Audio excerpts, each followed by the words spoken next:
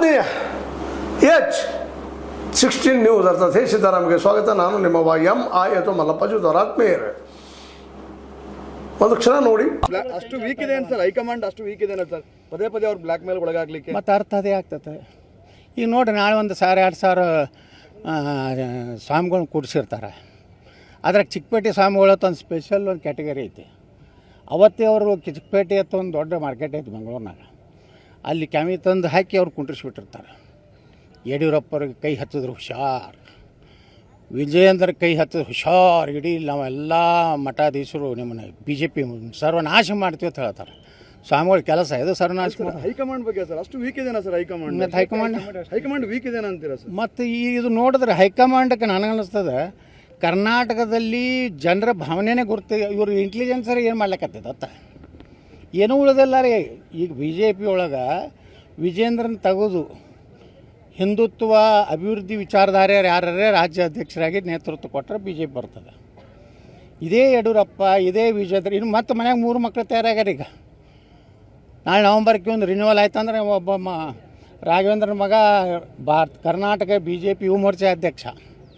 ಈ ಮಹಿಳೆಯದ ಪ್ರಯತ್ನ ಮಾಡ್ಯಾರ. ಅದು ಇಲ್ಲಿ ಸಿಗಲಾರ್ದ ಕಾಲ ವೀರ ಸೇವಾ ಮಹಾಸಭಾದ್ದು ಮಹಿಳಾ ಘಟಕದ ಅಧ್ಯಕ್ಷ ಯಾರು ಉಮಾ. ಈ ರೀತಿ ಇವ್ರು ಏನು ಮಾಡ್ಲಕತ್ತಾರಲ್ಲ, ಒಂದು ಕುಟುಂಬಕ್ಕೆ ಏನು ರೀ ಇವ್ರು ಏನು ಮಾಡ್ಯಾರ, ಏನು ಕಾಂಟ್ರಿಬ್ಯೂಷನ್ ಐತ್ರಿ? ನೀವು ಹೋಗಿದ್ದೆ ಭ್ರಷ್ಟಾಚಾರ ಆರೋಪ ಮ್ಯಾಗ. ಅವರು ವಿಶ್ವನಾಥವ್ರು ಹೇಳ್ಯಾರಲ್ಲ, ಎಂಥ ಗಂಭೀರ ಆರೋಪ ಮಾಡ್ಯಾರ, ಮಾನ ಮರ್ಯಾದೆ ಇದ್ದವರು. ಇದು ಒಂದೇ ಅಲ್ಲ, ಭಾಳ ಆರೋಪಗಳದು. ಅವಶ್ಯಕತೆ ಇರಲಿಲ್ಲ ಕಾರ್ಯಕ್ರಮ ಅಂತ ಹೇಳಿದ್ದಾರೆ ವಿಶ್ವನಾಥ್. ಹೇಳ್ಯಾರ. ಅವೊಬ್ಬ ಸೀನಿಯರ್ ಲೀಡ್ರೇ ಅಲ್ಲ ನಮ್ಮ ವಿಶ್ವನಾಥ್. ಆದರೂ ಕರ್ನಾಟಕದ ಒಬ್ಬ ಸೀನಿಯರ್ ಮೋಸ್ಟ್ ಲೀಡ್ರು, ಒಂದು ದೊಡ್ಡ ಸಮುದಾಯದ ಒಬ್ಬ ನಾಯಕರು.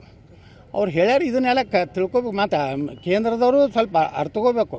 ಇಂಥ ಗಂಭೀರ ಪ್ರಕರಣ ಇದ್ದಾಗ ನಾವು ಬರಬಾರ್ದು. ಮೋದಿಯವ್ರು ಏನು ಹೇಳ್ತಾರೆ, ವಂಶವಾದ ಬೇಡ, ಕುಟುಂಬ ರಾಜಕಾರಣ ನಮ್ಮಲ್ಲಿ ಇಲ್ಲ, ಭ್ರಷ್ಟಾಚಾರ ನಾವು ಸಹನ ಮಾಡೋದಿಲ್ಲ.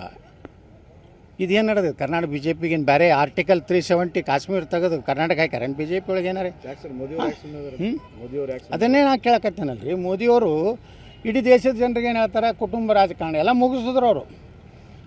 ಉತ್ತರ ಪ್ರದೇಶ ಮುಲಾಯಮ್ ಸಿಂಗ್ ಯಾದವ್ನ ಮಗನ ಮುಗಿಸಿದ್ರ, ಲಾಲೂ ಪ್ರಸಾದ್ ಯಾದವ್ನ ಮುಗಿಸಿದ್ರ, ಮಮತಾ ಬ್ಯಾನರ್ಜಿನ ಮುಗಿಸಿದ್ರ, ತಮಿಳುನಾಡದಾಗ DMK ಅದು ಅವ್ರಂತರ DMK ಅಂತಾರೆ ಎಷ್ಟು ಅಯೋಗ್ಯರು. ಹಿಂದುತ್ವ ಬಗ್ಗೆ, ಹಿಂದೂಗಳ ಬಗ್ಗೆ, ಏಡ್ಸ್ ಇದ್ದಂಗೆ, ಅದೊಂದು ಕುಷ್ಠರೋಗ ಇದ್ದಂಗೆ ಅಂಥದ್ದನ್ನು ನಮ್ಮ ಸನಾತನ ಧರ್ಮ ಮುಗಿಸ್ತು. ಇದು ಕರ್ನಾಟಕದಾಗ ಯಾಕೆ ಮುಗಿಸಲಾಗ್ಯಾರ ಮೋದಿಯವರು? ಈ ಭ್ರಷ್ಟ ಕುಟುಂಬವನ್ನು ಮುಕ್ತ ಮಾಡಿದ್ರೆ BJP 350 ಬರ್ತಾವೆ. ಅದರ ಮಾಡಲಾಗ ಎಂದು ಪುಣ್ಯಾತ್ಮ ಯಡಿಯೂರಪ್ಪ 120 ಅಂದಾನ ರೀ.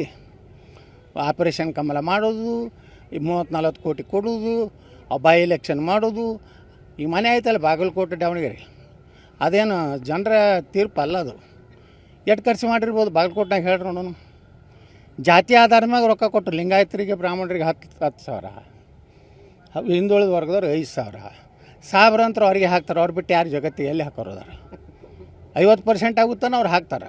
50% ಆದ್ಮ್ಯಾಗ ಯಾರು ಸಿದ್ದರಾಮಯ್ಯಗೂ ಹಾಕೋದಿಲ್ಲ, DK ಶಿವಕುಮಾರ್ಗೂ ಹಾಕೋದಿಲ್ಲ, ಅವರೇ MLA ಆಗ್ತಾರೆ, ಅವ್ರೇ MP ಆಗ್ತಾರೆ ಸಾಬ್ರು. ಅವಾಗ ಇಸ್ಲಾಂ ರಾಷ್ಟ್ರ ಮಾಡೋದಕ್ಕೂ ಬಿಟ್ಟರೆ ಇಲ್ಲಿ 1,000 ರೂಪಾಯಿ ಕೊಟ್ಟರು ಪಾಪ ಅಲ್ಪಸಂಖ್ಯಾತರಿಗೆ.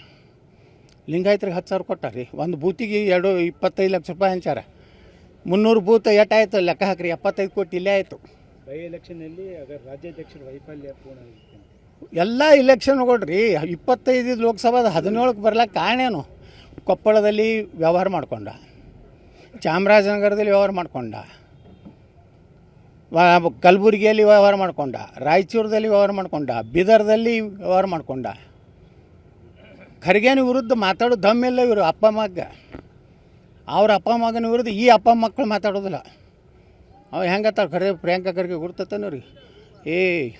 ವಿಜಯೇಂದ್ರ ಭಾಳ ಹಾರಾಡ್ರ, ನಿಮ್ಮ ಅಪ್ಪನ ಪೋಕ್ಸೋ ತೆಗಿತೇನೋ ನಾನು ಗಪ್ ಇಲ್ಲ. ಸನ್ಮಾನ್ಯ ಪ್ರಿಯಾಂಕಾ ಖರ್ಗೆಯವರು ಅದನ್ನು ಖಂಡಿಸುತ್ತೇನೆ, ಉಗ್ರವಾಗಿ ಖಂಡಿಸುತ್ತೇನೆ.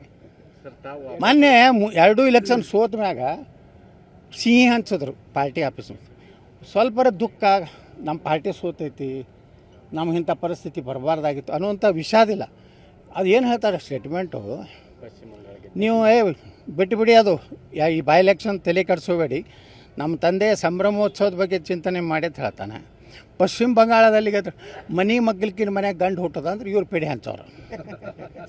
ಇವು ಎಲ್ಲ ಗೊಡ್ಡೆ ಅದಾವ, ಇಲ್ಲಿ ಹುಟ್ಟೋದು ಎಲ್ಲಿದೆ?